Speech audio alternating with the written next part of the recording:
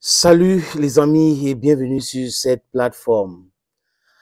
La photo de l'homme que vous voyez à l'écran là, c'est Robert Bourget.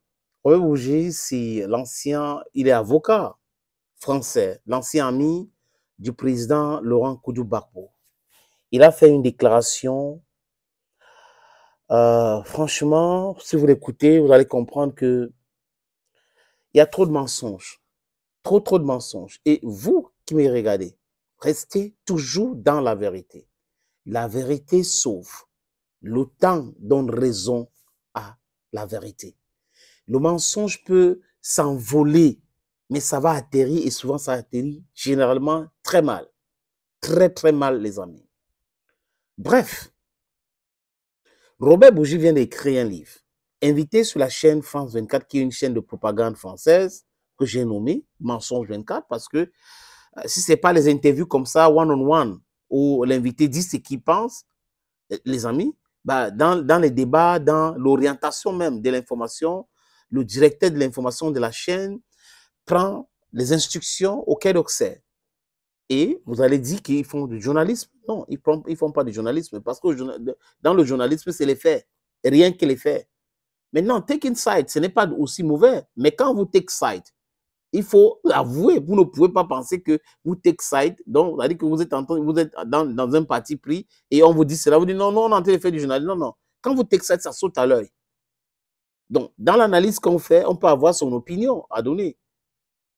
Et dans les opinions, souvent, on peut faire les analyses. Donc, it's a two-way something, if you understand what I'm talking about.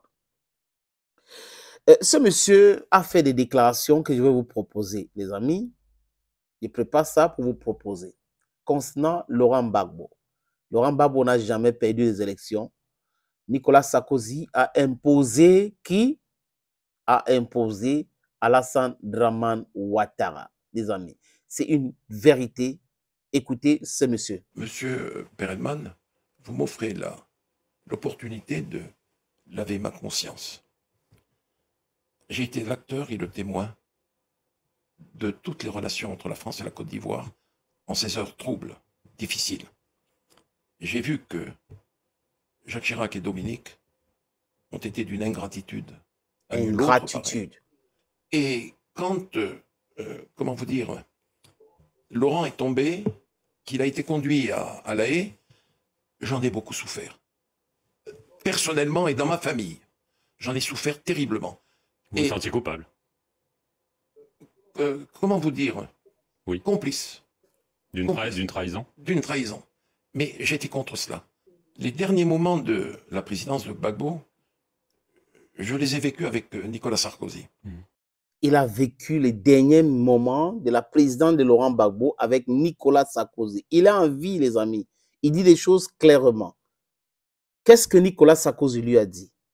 Nicolas Sarkozy lui a convoqué, convainc Laurent Gbagbo à accepter de partir.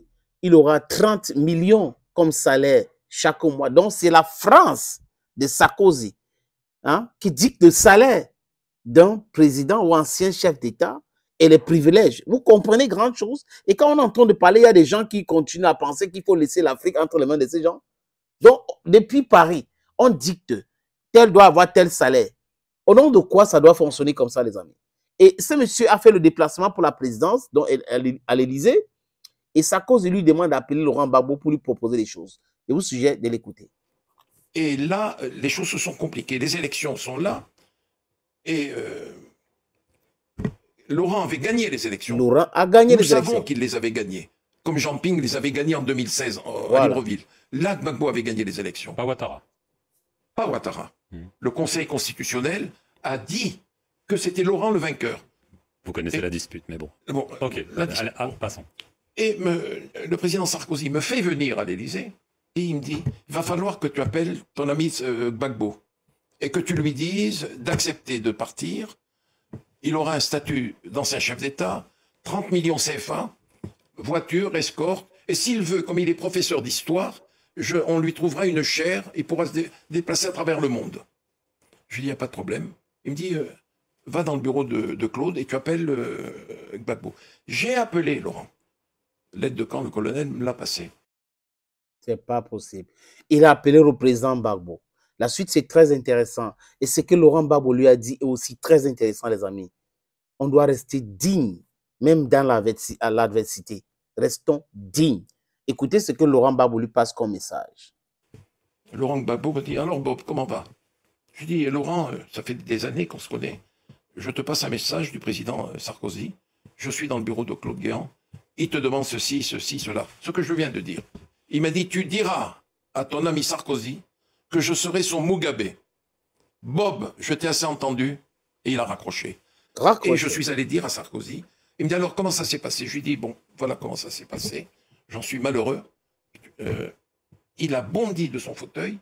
Et il dit, puisque c'est ça, je vais le vitrifier. Vitrifier. Je vais le vitrifier. Je dis, Nicolas, s'il te plaît, le Conseil constitutionnel a déclaré qu'il avait été élu. Il a dit, je vais le vitrifier, j'ai un mandat, et je vais le faire. Et le lendemain ou le surlendemain, Laurent était tombé, conduit comme nous l'avons vu et su, à La Haye. Donc, vous comprenez, les amis, que Ouattara n'a jamais gagné les élections. C'est la corruption, l'interférence de la France, les militaires français. Il a cité Claude Guéant. Claude Guéant est en vie. Sarkozy est en vie.